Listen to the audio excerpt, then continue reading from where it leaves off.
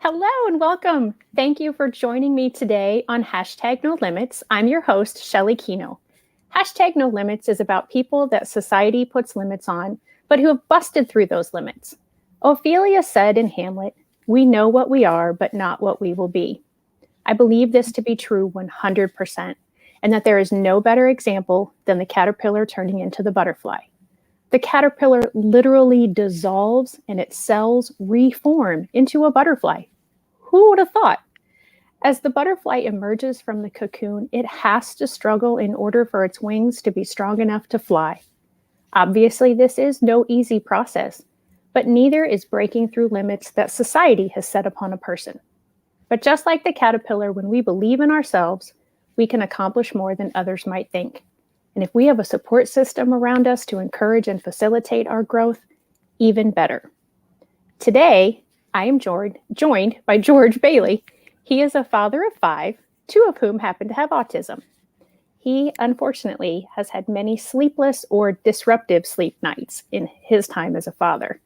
He's going to share with us, both as his role as a dad, but also as his role as president of Zpods, how he and the company are helping people break through the limits of sleepless nights.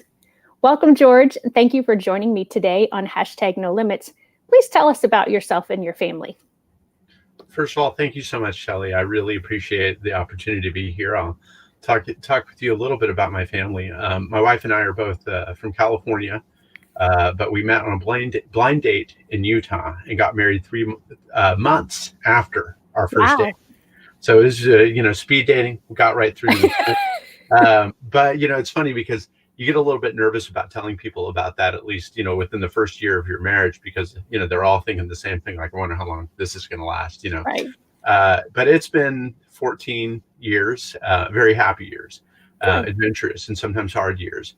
And so now I can say that with a lot of confidence that things are going quite well. We have 5 children. We've been very blessed. A little bit about our family adventure. We had our first son about a year after we got married, and his name is Joseph. And we moved to Germany rather quickly after having Joseph, where I had my first postgraduate job as an instructor at a German university. And we lived there for 3 years. It was a really wonderful time. I loved foreign language instruction. I continue to, and I still study foreign languages, still speak them whenever I get the chance. But it was a wonderful time. But one of the hardest parts about it is that it became very evident very quickly that there was something amiss, with Joseph. And we could see it. And it was always a little bit hard to articulate, but we picked up on it. And I think that both of us knew by about the time that Joseph was 1 year old, maybe 1.5, that Joseph had autism. Like, we knew it. We'd studied up on it, and we, talked with people. We knew people who had kids who had autism, and of course, you get a lot of the same things from folks like, "Oh, I'm sure your kid's fine." They want to reassure you, and I think that's all in good intent. I don't hold that against them, but whether or not they think your kid is fine has nothing to do with it. Parents are very perceptive. Even new parents can be very perceptive, and in this case, we got it dead on. And so we left Germany so that we could come here to St. Louis, where we've been living for 10 years, so that I could study law school. But one of the wonderful things that happened was that we came into a community that was very ready for our son. Germany is a wonderful place, but it does not have the same level of services by a long shot as what we have here in St. Louis. And so we were able to get an official diagnosis very quickly.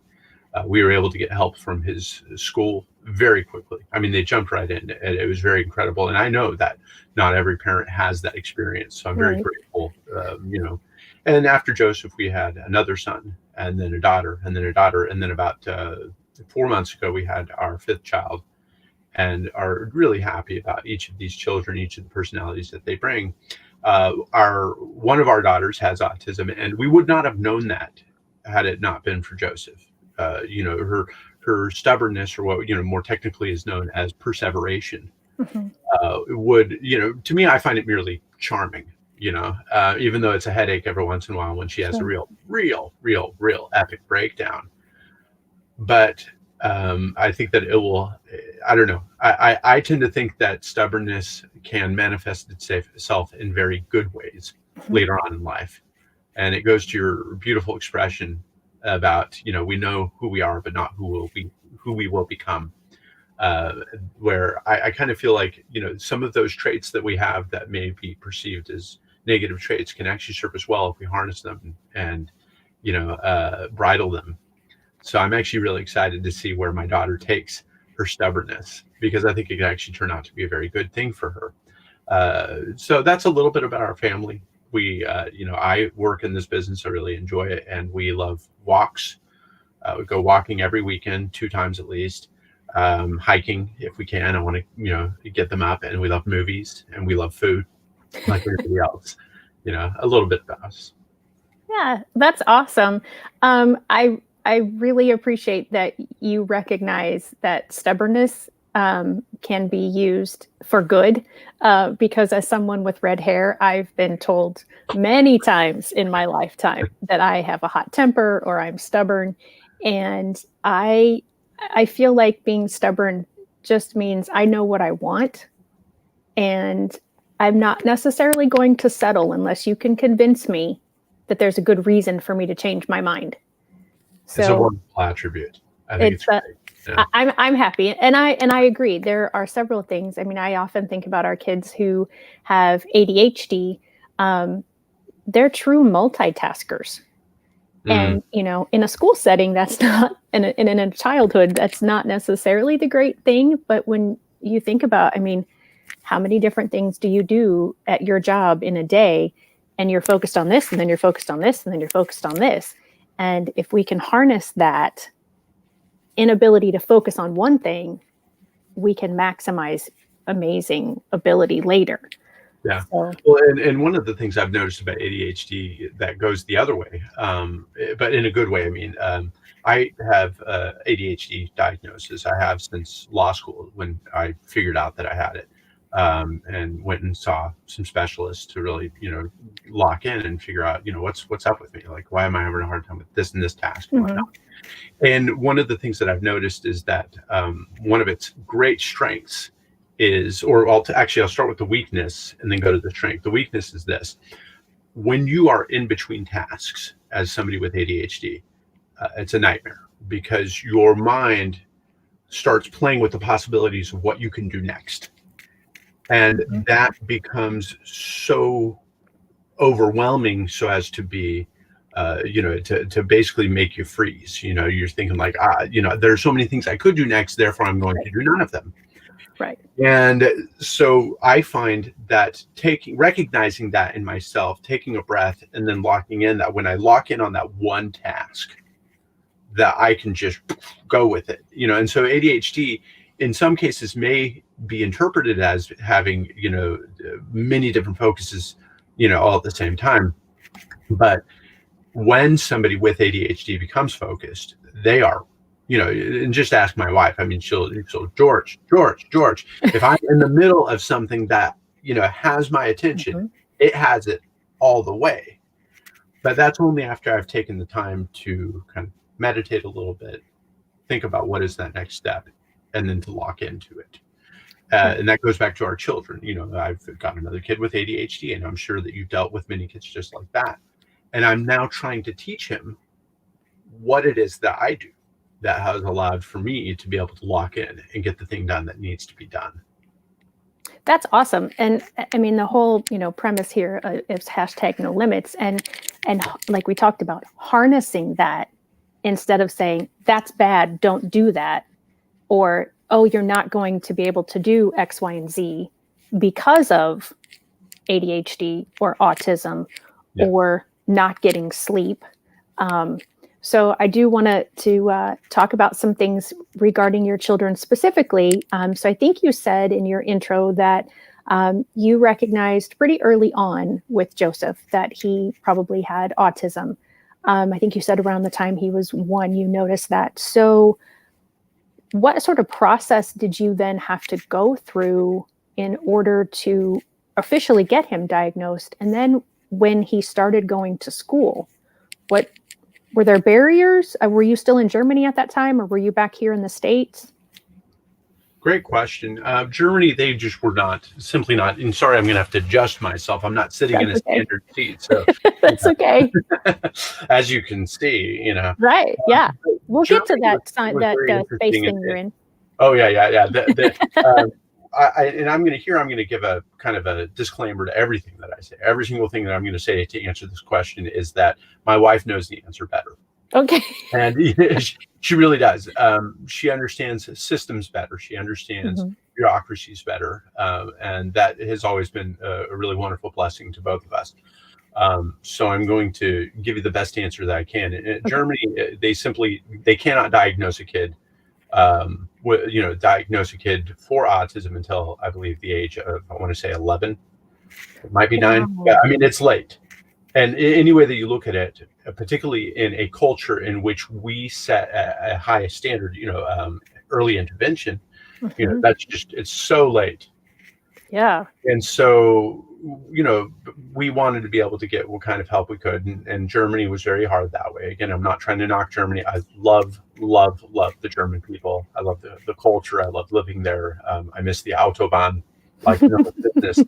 But the only thing that we were able to get there once we had a diet, it wasn't even really a diagnosis. It was just bringing up the fact that our son obviously had some severe sensory issues, that we were at least able to get him in with a sensory room where a woman would kind of take him around and, play with, get his hands into beans and, dry beans and stuff like that. Some of those activities, get him on a swing to improve his vestibular sense. And so that was, it was good that we were able to find a way to be able to do that. But once we came back to the United States, I think that what it really required was that, my wife got out there and just asked a lot of questions. And I think that one of the big strengths that we had coming into St. Louis is that I had a sister here at the time with her husband and kids.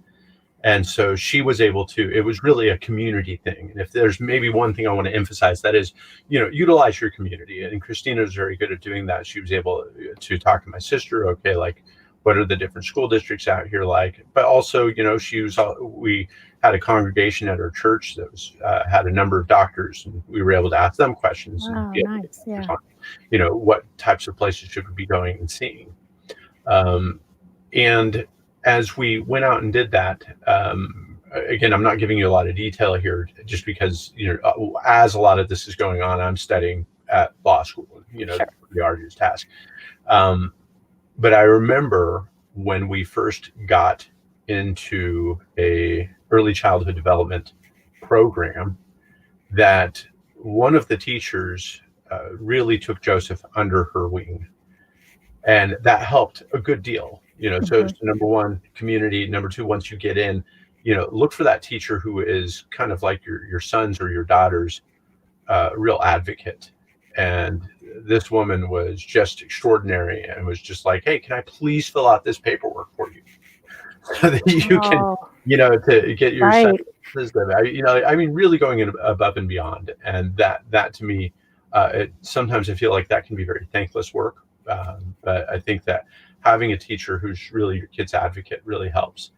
There's no question that we had an advantage above other people who don't have those types of resources, who don't have the type of church community that we had, and were readily able to integrate into once we arrived here in St. Louis to a new home. So we're very grateful to the people that did help us, and I wish upon everybody that type of community that takes my children in and helps them. So the diagnosis, I'm trying to remember anything specific about that. I just remember that they would say, okay, we had insurance, and we just had to utilize those services to go see doctors that could diagnose him. But I wish I could give you a much better answer about that. No, that's good. More helpful. But I hope that if there's any nugget here, it's that you do need to be willing to reach out to those around you, to your community. They want to help.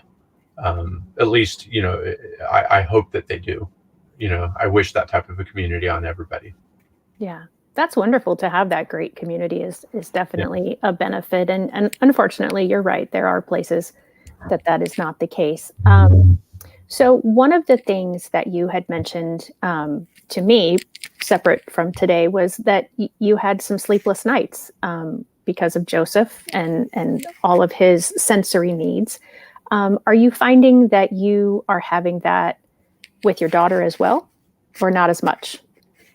Which daughter? It depends on the the daughter with autism. In a different way. So I'll describe Joseph's in detail, and then describe my daughter Madeline's in detail, and it was quite different. Joseph, it would be that he would be in bed, he'd get out of bed, and then he would bounce around the entire room, stimming. Okay. And he stim, and his method of stimming, which and I'm sure a lot of the parents who watch this understand what stimming is. And kind of compensating for an overstimulating environment, is he loves having a pen or a pencil in his hand and then waving it like this out of his peripheral. And that was the way that he would do that. And you could just hear it all around the house, because just this heavy footfall. And that was harder, I think, on my wife than it was on me. I'm a little bit easier to fall asleep. If I wake up in the middle of the night, I can have a rough time getting back to sleep. But, in terms of that initiation of sleep, not as hard of a problem. But, it always still bothered me. And we'd find ways to go in. You have to issue threats and give hugs and all of the rigmarole, that you'd have to go through. And what made it even harder for Joseph was that his little brother, 2.5 years his junior, would distract him and play with him and fight with him. And as a sibling does. Yeah, as every sibling does. And in that respect, it was entirely normal. But the thing is that Joseph, all of this would only add to the stimulation.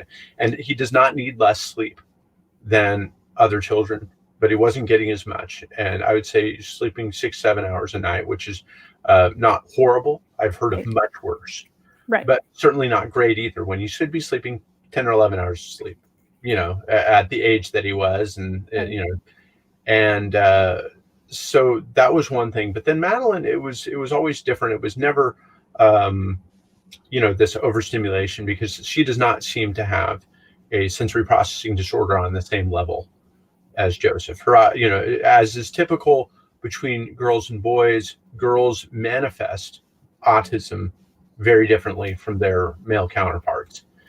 And so did she. And the sleep was never a huge issue.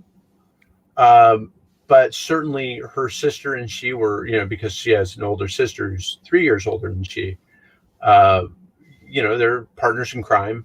And they would play together, and they would be loud together, and they were always up and running around. And it was kind of the same thing, but not quite as severe. And in the case of the girls, if one of them fell asleep, the other one fell asleep right after. Oh. So it was really like this, reciprocal thing that was going on. But with the boys, typically William would fall asleep after they played out or whatever, and then Joe could be up in another hour or 2 hours, and sometimes, or even later, just bouncing around. So for Joseph, it was a real problem, not the same as with Madeline. So on top of not getting enough sleep, what does that do to a person? What does that do to the individual? What does that do to the family as a unit? This is such a great question, because there's a lot about it that we don't really understand. Here, I'm going to bring that other leg around. Don't bring a lot of knee into your interviews right there. That's okay. That's okay. Okay.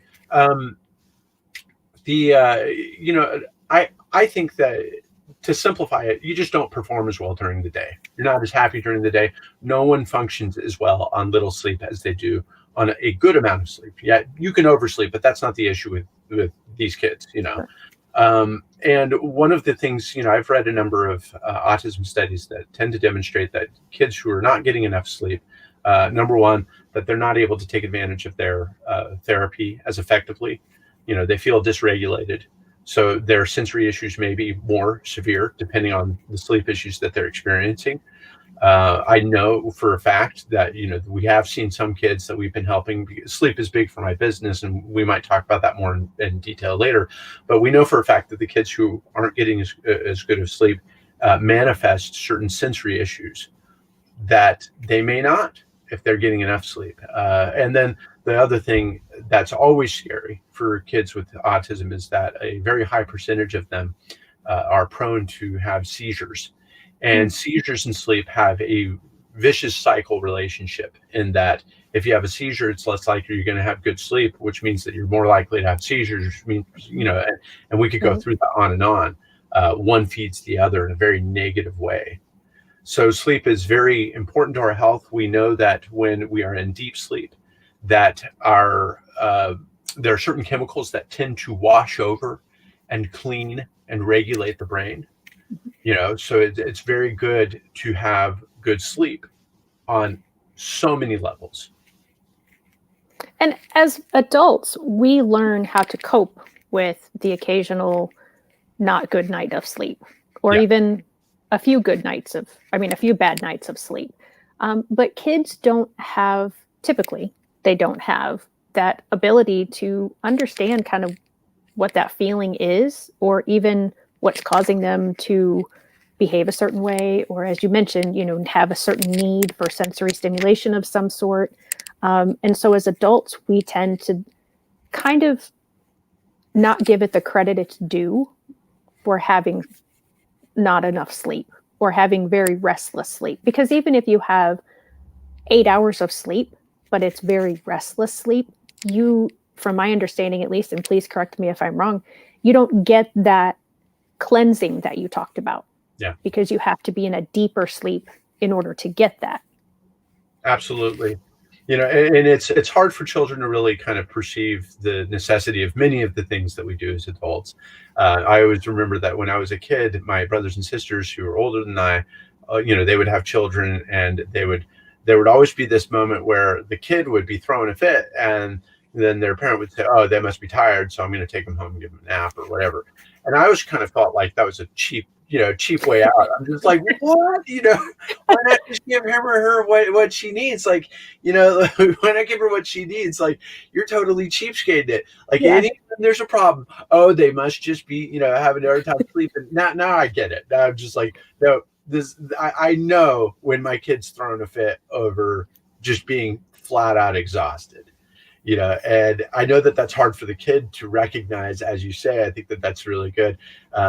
And I think that it's kind of tough in the sense that they want to be grown-ups and they want to be up when you're up. Yeah. I remember an old episode of Full House, not ever one of my favorite sitcoms. A little bit cheesy. I always thought it was a little bit too Pollyannish. But there was one episode that always stuck out in my mind, and that is that the youngest in this family has this kind of vision of what must be going on when she goes to sleep. And there's like a veritable circus parading through her house with clowns and elephants and all sorts of excitement. Right. And here she is missing out on all these fun things that parents are doing, when really it's, usually like if my kids are down, then my wife and I are watching an episode of some, series we really enjoy, or reading a book. It's right. not Or that laundry, or cleaning the house, or the really, really fun things. So yeah, it's certainly nothing that they're interested in. Right. Nothing that they have any interest in doing, but you have to really kind of impress on them the value. And I think that part of that is through routine. Yeah. Routine is probably the best thing you can do. It's going to trigger certain signals in the brain. It's going to start producing more melatonin, which makes it a lot easier for the kid to kind of just accept. And so I love routines. I have a little routine board, like a poster that we have that's laminated, and that I'll show my kids before they go to bed. I haven't done it as much as I need to lately, but it has a certain effect where it shows a picture of the kids, brushing his or her teeth, saying her prayers, and giving mom and dad a hug and a kiss, or bedtime story, all the things that you would do. I think that that's a great idea. Absolutely. To cultivate a warmth towards the act of sleeping. Yeah, that's fabulous. That's a great idea. We in the education world call those visual schedules. So it's you have a schedule of what you have to do, and you can either see it with pictures, or some people will write the words on there if the person's able to read. So yeah, those are incredibly helpful, because it also gives you that satisfaction of, check, I've done that one. Check, I've done that one. So that's really good. So we've talked about autism and sleep deprivation and possible seizures. there was, I think, a statistic that you had said in another interview that I had watched of yours, where 80%, I think it was, of kids with autism have a sensory deprivation. Am I saying that right? 80% of kids with autism have up to 80%, I should say, Okay. have a chronic sleep disorder, and up to 90% of children with autism have a sensory processing disorder. And it's thought by some, at least, that those two are heavily related. I'm in that camp, but I couldn't, parse it and give you the exact, like this is why. It's just after enough reading and just familiarizing myself and seeing it in my own kids. I think that there's certainly a big relationship, but correlation does not causation make, or something like that. So you have to be very careful about what you allow yourself to and not to believe when Right. studying things. So you're in this sort of spacey looking atmosphere today. You have on a shirt that says Zpods. I mentioned at the intro that you are the president of Zpods. Where in your life did Zpods come into your life? By luck, and by dumb luck at that. Okay. It really was. I had been working in the financial services sector for a little while, and I enjoyed it. I find a lot of meaning in that, and I'm a big believer in financial literacy. I'd even done a little podcast of my own about financial literacy for a time. But I had a couple of friends of mine. We all sit on the board of directors for the Asian American Chamber of Commerce. I don't look the part, but I speak Mandarin Chinese and been very engaged in the Chinese and other Asian communities in St. Louis. And two of my friends had noticed that I was not looking too, happy about my current situation. I kind of felt like I was looking into a job that was probably not a good fit for me. And, I was just looking for something different. And they decided to come in, swoop in, pick me up and say, George, we're bringing in some really cool technologies from China, and we would like to find a market for them. And we think that you'd have a lot of fun with us. And to this day, I'm so grateful. That happened well over a year, about a year and a half ago. They swooped in and picked me out of this situation, and we started working together. And one of these technologies that we were working with in China were these beds, capsule beds. Capsule bed is the more technical name for what it is that you're looking at right here, where you're fully enclosed. I'm lying or sitting on a twin size mattress. So if I were to lie down straight out, I could fit in here quite easily. Could fit up to a 6'5" individual. Wow. And the way that my partners had discovered this is because one of them had been traveling in China, and he had stayed in one of these beds at a hotel, which is the way that they use them in China. They use them for hotels, micro hotels, or at airports, And he thought, oh, this is kind of cool. And then a friend of his in Florida that was building a Star Wars themed living space and needed a very convincing bed. And Gary's basically like, oh, I've got the bed. So he actually shipped a bunch of these in from China. And then we would sit around the ones that he shipped to St. Louis. So he got some extra ones. We sat around the extra ones, just kind of thinking, like, what do we do with these? Like, is there a market? And I kind of thought that they were a little bit too like futuristic and stuff like that. But then one of our connections would prod us and say, you really need to look at sensory rooms. And that was just kind of like a slap in the forehead for me. I thought, like, oh my gosh, how did I not think of this? Why was I not giving this really real consideration? Because I knew that, like any kid really, but I knew specifically that my oldest son, Joseph, would take to this and love it. There was just something I intuited as a parent, like, oh my gosh, so we tried it out, and I noticed that, Joseph got inside the bed, closed himself in, and then he just settled down, and he was straight on his back with his hands behind his head, looking up at the ceiling, and he wasn't stimming. Oh. And I thought that was just so extraordinary, and people have different feelings about stimming. Some say, well, what's so wrong with stimming? Don't stop a kid from stimming if he or she finds it comforting. And I'm of that camp pretty much, but I also think you have to recognize that if your child is stimming, that's because the environment around them is overwhelming. So there's nothing wrong with stimming. Right. but it's a signal that something is wrong. Right. That something is overstimulating, something is uncomfortable. And so obviously, it looked like Joseph, by all accounts, I mean, he was really just chilled out.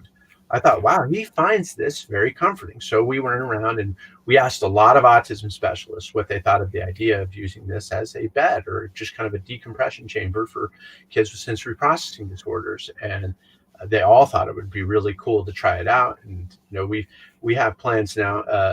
Ultimately, as we grow, we really do want to do some studies to be able to put some metrics on, what type of qualitative improvements do we see in, kids who use this as a regular place. But in the meantime, we've been, working with parents who want this as a solution, who are literally at the end of their ropes in terms of like looking for something to help. And when I'm talking about like parents whose kids have problems with sleep, but we're talking about 2 hours, 3 hours, 4 hours of sleep a night. Yeah. And this is destructive. No matter how you cut it, this is not good for anybody in the family. Right. And so we come in and we tell them always, we say, this is not a surefire solution. But we have experienced that some kids really take to this. And one of the kids, whose story was the most dramatic, or one of the most dramatic now, because we've had quite a few that have been rather incredible.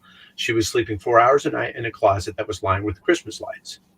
And for her mom, this was so familiar that she said, I want to try it. I think it will work. She got her daughter to start using it. And that was last November. And basically, since then, she's gone from 4 hours of sleep a night to roughly over 10. Wow. And it was shocking. There was no other way to put it. I mean, like, I was crossing my fingers. I told the mom, I said, we really do not know if it's going to work. But it worked in such dramatic fashion that there was no ignoring it. And so we're very sure to tell everybody to give them those qualifications. Like, hey,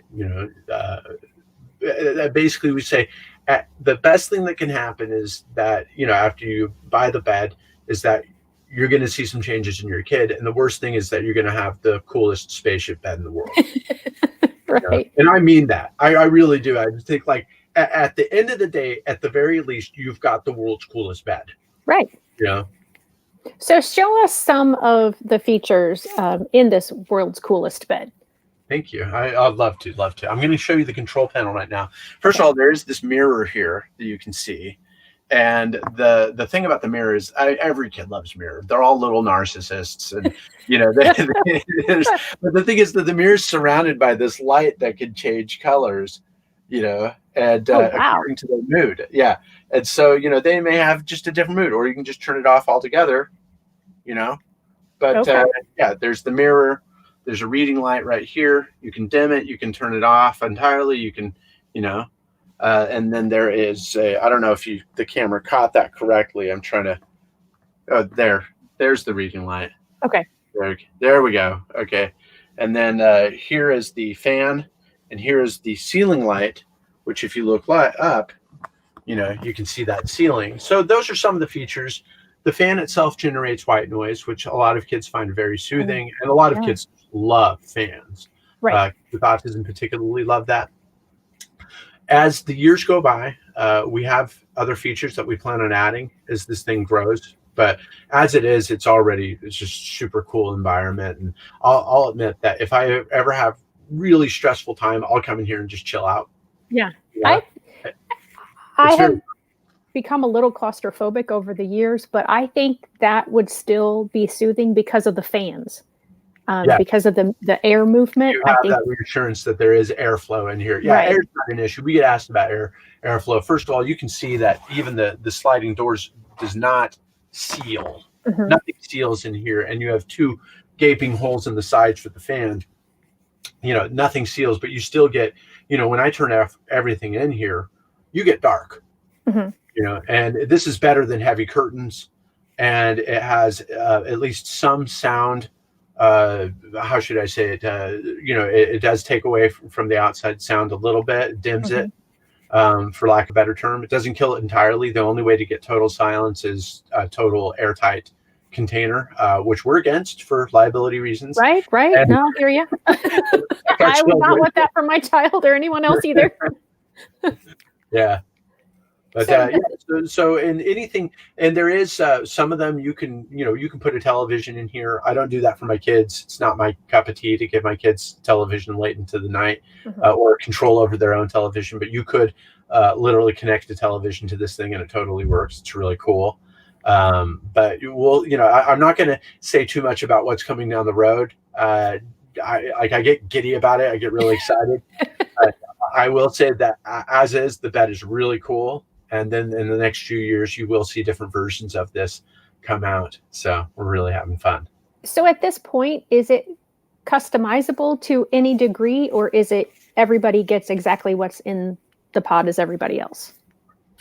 So it's customizable in the sense that you have a control panel that allows the child to be able to, I like this color as opposed to this color. I like this degree of light. Some children need total dark. Some children need at least just a little bit of light. And so if I turn this down to its dimmest setting, you still have quite a bit of dark, but it remains consistent throughout the night. And of course, the temperature and fanning is customizable according to the kid. But the bed itself comes, as the pod right here, the frame. It does not come with mattresses. We sell those separately. And the future iterations of this will have other customizable features that we are going to introduce. But for now, I'm going to remain silent on what those are. That's fine. That's why I said as right now. I will say, if you've thought of it, we've thought of it. Our imaginations run wild on this. And one of the reasons why I love doing this for kids with autism, some of the kids that use these beds are not autistic. But the thing about kids with autism as a starting point is that they are so different that every last one of them forces us to think outside the box about what we're going to be preparing in the future. And we try to listen so hard to our customers, and we get so many great ideas from people who come to us for help.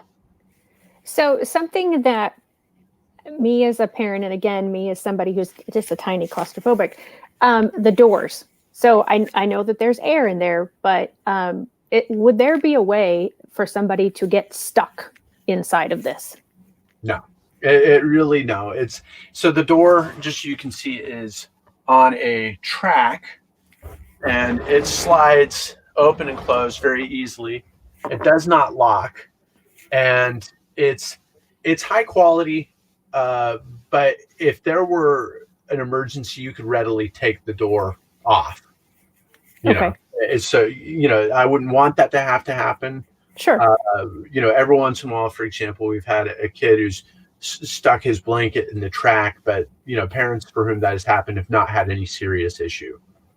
Okay. Yeah, that was my thinking was, as some of these kids really want, I've had students in the past that have not locked themselves in, but really wanted that very tight, small space and wanted everything else out, and have done whatever they could do to prevent someone from coming in. So I was just thinking, and you just said it like a blanket. You'd be hard pressed not to be able to, get in. Even the other question I commonly get asked is, what about fire? And, with fire, it's the same thing. As I said, it's not totally soundproof. So you'd actually still hear fire alarms and whatnot. And think about it this way. It's one additional layer between you and your bedroom door. If you have a fire, no matter what, you're still going to have to go to your kid's room. You're still going to have to extricate the kid. Right. So it does not create a substantial obstacle in addition to what's already there. Gotcha. That makes sense. And that's good to know. We're all parents. The primary founders of this, or most of us, are parents. And so we think about these things as well. We care about the safety of these pods. It's always, the big nightmare scenario is what could go wrong? Right. We ask ourselves those questions. So I love those questions. Right. So before I get to, I did have one person who sent a question to me to ask you, but before I get to that one, so you said when Joseph first took to it, or when he first saw it, he went in and he was calm. So how long has he had his, And what kind of a difference have you seen just in your own son? There have been some pretty big differences. We've had it since the beginning of June of this year, which is around the same time that Joseph's little sister was born. So that in and of itself was quite an adjustment, for them to get used to having a fifth child in the home. Right. But the big, enormous difference in both rooms, because we bought, two beds, one for our daughter's bedroom. I'm actually in my daughter's bed right now. Okay. And the other one is for our son's bedroom. And in both cases where you have kids who fight, play, bigger, you all of a sudden create this automatic barrier between the kids. And it sends another psychological signal to them like, hey, it really is time to go to bed. Mm-hmm. And Madeline will get inside the pod and she's good. She's, no more older sister to tempt her, get away, foul temptress, Right. and that creates that other barrier. I think that it's really good for her that way. And they play way less, which means that they get to bed. When we put them to bed at 8:00, their bedtime never changed after we got this. Okay. Now we put them to bed at 8:00. You may get a few little disruptions, but really not that much, not compared to what was going on before. And in the boys' case, it's been even more substantial because Joe was staying up until, 10 on a good night, 11, 12. And now Joe, pretty much goes out 8:30. He gets inside of his bed. His brother doesn't bug him. Every once in a while, they'll bring food in here. And that's something, like, I'm not going to say it's perfect and everything's changed. And we're, it's like, no, they're still kids. But the fact of the matter is Joe's probably getting an added at least 2 hours of sleep per night on average. And that's huge. That's actually quite big. If Madeline, it's maybe 1 to 1.5, somewhere around there, added, sleep. But that had more to do with distractions from her sibling. Joe, it was a real thing.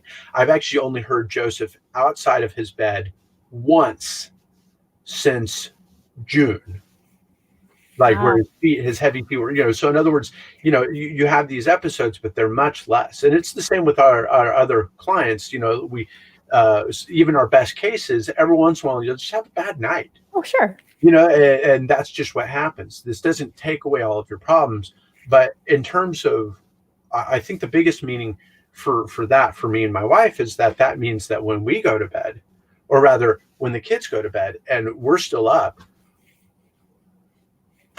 we get to really enjoy the evening together. Right. There's not this constant flow of kids coming in and out of our bedroom or our office where we're watching a show or something like that.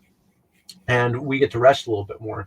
Now, in terms of Joseph's other, what else? I mean, he's a happy kid. And so I am reticent to say that we've seen these enormous changes in his daytime behavior and stuff like that. It's very hard to say because a lot of this is happening during COVID. Mm-hmm. And so, is he behaving better in school? He's not at school. Right. But he's a happy kid and he continues to be happy. And I've always been grateful for his overall disposition. I love, he's just a super son, and so I can't say that I've seen this incredible, but I don't know. I can't say that I haven't. I'm right. Watching. I mean, those types of changes, they take time. Sure. But with Madeline, one thing that has also been a really big difference is that, here we have a young little woman, 5 years old, who will have these enormous tantrums. And prior to the bed, the tantrum could go on and on and on. And I would send her to her bedroom and the tantrum would just go on forever until I came in there and found something to bribe her with. I don't know, to get her to chill out. Right. But now she will actually come in here of her own volition. We never send her. I may send her to her room as punishment. I never send her in here as punishment. This place, this is sacred space right here for this is a safe space, like for her. She comes here only by choice. And we've had many episodes where she'll break down, we send her to her room, and then she'll just come in here and chill out. That's hard to replace. Right. That type of a safe space. And I feel really grateful for what it is that we've fallen upon. And I hope that it will become a useful and more accessible with time product for a lot of parents. Yeah, I see so many possibilities. Just in learning about these myself just a few weeks ago, and in talking with you today, and thinking about even my own daughter, who has anxiety. And I could see, I mean, she tries to do something kind of like this, where she'll make her dorm at school as dark as possible. She'll make her room here at home as dark as possible. She's also an introvert. So being able to get away and, closing her door to her room here at home and being like, I can't deal with people. I can't deal with stuff anymore. We've had people contact us about anxiety, like with your daughter, ADHD. And, what we say to parents is we don't know. Mm-hmm. And it all depends on the child. But if this is something that you want to try, then we would love to help you try it. Because first of all, it's awesome. We love our product. I've been so happy working with. You're not just the president; you're a customer. I gotta do that one. I don't know. This guy's a little too pitchy. Yeah. No, but I think, but we always tell them, like, look, if you want to try it out, like we would love to find that it's a solution. And if it is, then think about what that means to other families. Right. And that's what's been really cool is that we'll have somebody who tries it out, and inevitably their sister or a friend will call us up and say, I saw this, I see what it's doing for my nephew, my niece, or my friend's daughter, or whatever. And, I just want to give it a try. And so we actually tell people, if you're in the St. Louis area, if you're fortunate enough, then we have a store where we have one of these on display, and we tell people, like, you should just come and see how your kid reacts. And we see some really extraordinary reactions. And the regular line that we get that is just, it makes my heart melt every time someone says it. I've never seen my daughter or my son do that before. Oh, wow. Whatever that is, that may be a different thing from kid to kid, but that's not the point. There's a visual change in behavior. One of our clients who just got set up 2 weeks ago, her daughter would never let her or her husband blow dry her hair, and now asks for it regularly. Well, so, because she wants her hair to be longer. Whatever, shorter, longer, I don't really care. But the thing is, this is a girl who's always wanted to have long hair, but couldn't stand to have blow dryers, so she'd have to cut her hair. Right. And that, to me, I mean, crazy. You can't replace that. Yeah. So that's what we're looking for, is like, what's that thing that brings your child out of him or herself? Right. Well, I have a feeling you're going to say to this question that this person has that, because you've kind of already answered it, but I'm going to share it anyway.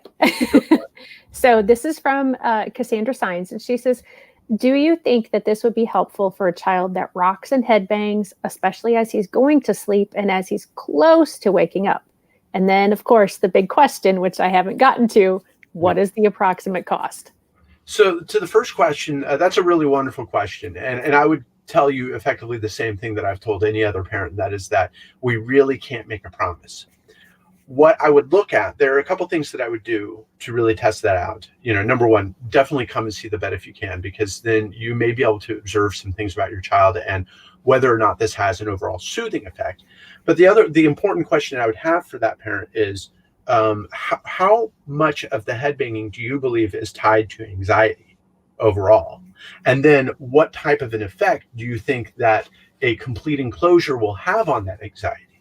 If it's going to heighten the anxiety, and if it's caused by an anxiety, this is not a solution. But if this is something that it's something on certain level, it's an anxiety induced, or at least magnified in some level by anxiety, then I think that this has the potential to be able to help out.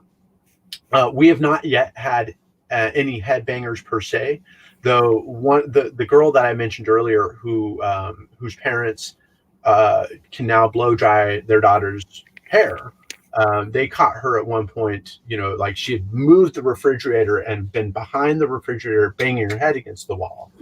They caught her at one point doing that. I mean, like, this was a girl who was having very severe nightmares.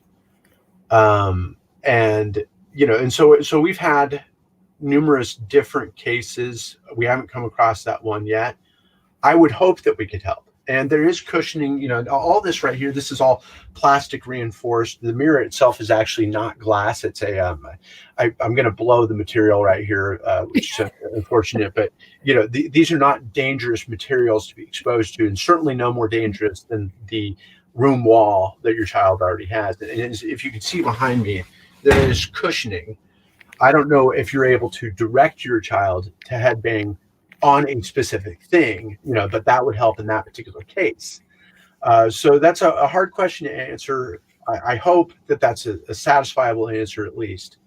As for price, the single unit right here that you're looking at is a $4,000 bed.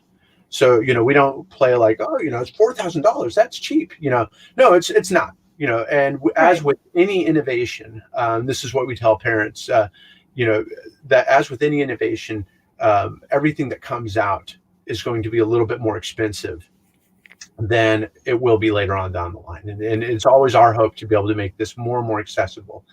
And, if it's any comfort, I'm going to give you a couple, things to really think about. Number one, this right here, when the first cell phones came out, and really I shouldn't be holding this up. Instead I should be holding this up, a brick. Those were $4,000. Yeah. And this is more powerful than any computer 10 years ago.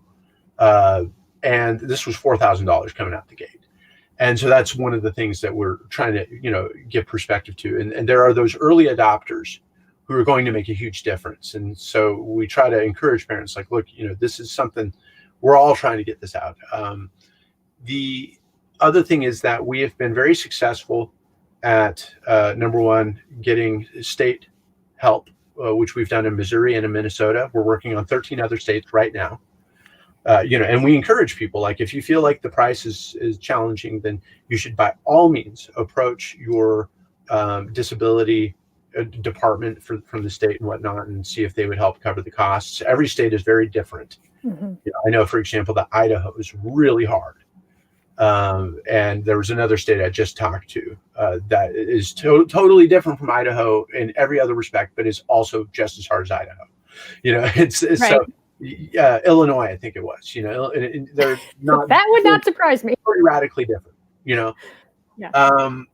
And so we always encourage people, go to your states, go to your insurance. We will work with people if they come to us and say, I really need help. I need some guidance. Like, I will walk them through everything that I can think of. We've had people successfully do GoFundMe to be able to raise the money to be able to get the bed. If your kid's sleeping 4 hours a night, you need to let the people around you know who love you. Right. And a lot of parents who have kids who don't sleep very much actually don't talk a lot about that part of autism. I didn't know that was a common feature of autism. Yeah. I had no idea until, about a little under 2 years ago. I just knew that my own son had a hard time sleeping. Mm-hmm. So, so there are those routes. We have financing. We also have a leasing program where it's, 90 days lease to own, interest free for the first 90 days, So we're very invested in creating solutions for parents who feel stretched. And then, of course, we have had some parents who understand, like, look, the value of my sleep is actually pretty high. And so they look at that as being an investment, and they put it in, and the returns can be remarkable. But again, we want to be really upfront with everybody. We recognize that that can be a lot to ask, and it's not. Right. We're not making $1 billion. I'll tell you that. We are a startup, and we think that our product is fantastic. I love doing this. I haven't seen one in person, but just hearing what you've said, and I've been to the website, doing research for today. And if you go to the website, which is, what's the website address? www.zpods4sleep.com. www.zpods4sleep.com. I'm just putting that in our little chat box because I don't think you have the option to be able to do that. So zpods4sleep.com. Hopefully I'm going to show it to you to make sure that I type that in the right. Yep, that is correct. Okay. Zpods4sleep.com. Yeah. So on the website, it tells more information about I guess a little more specific about the things that you shared as far as what's in it. And it also shares some of your success stories that families have had because of having a Z-Pod in their family. And I didn't look, but I presume somewhere is within that website where they can apply to get this and talk about funding and financing. I mean, not funding. Okay. So I highly encourage anyone who's watching this today or watching this on the replay to go to this website. If you think this is something that can help a loved one, whether it's your own child or someone else's child, I really see this as being an amazing thing. And I kind of, I actually expected when you said 4,000, I don't know why, but that was the number I had in my head. And I did not see the price listed on the website.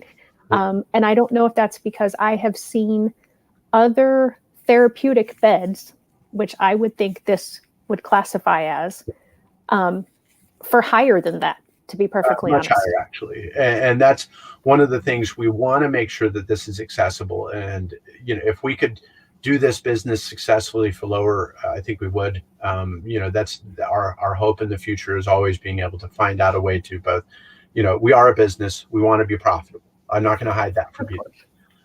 But we also want to add to the quality of life for individuals across the world, and not just autism. We hope to be able to introduce things that will help this with ADHD, which also commonly manifests itself in hard time sleeping, OCD, PTSD, which is remarkably tragically common in the United States among children. So, our goal is, and if you're a parent who just wants to ask the same wonderful question that our earlier question asked, will it help my kid with this? We may have a story and we may not, but what we're going to tell you is we will try to find a way to give every child his or her own safe space with the things that, this child finds soothing and comforting. Every kid should be able to sleep in a place that is safe. Right. Absolutely. I agree. Well, George, I could talk to you for much, much longer. I have so enjoyed having you today and learning about not only your family, but about Z-Pods. And I really feel the limitless possibilities, which is why I wanted to have you on, because I think that your family, as well as the company Z-Pods, are definitely breaking barriers, and not, you're definitely under the hashtag no limits category, in my opinion. So I just want to encourage anyone, again, to reach out to zpodsforsleep.com to get more information. Like I said, there are testimonies on there, stories of people gaining like over a month and a half of their time back in a year because of the amount of sleep that their loved one is getting now compared to what they used to be getting. Join me here on Friday for Fridays with Fran. We're going to be talking about transitions from as simple, well, not as simple, but as small as from the weekend back to the school day, extended breaks, summers, transitions from high school to independent life, all those things that are related to special education that sometimes we don't think about.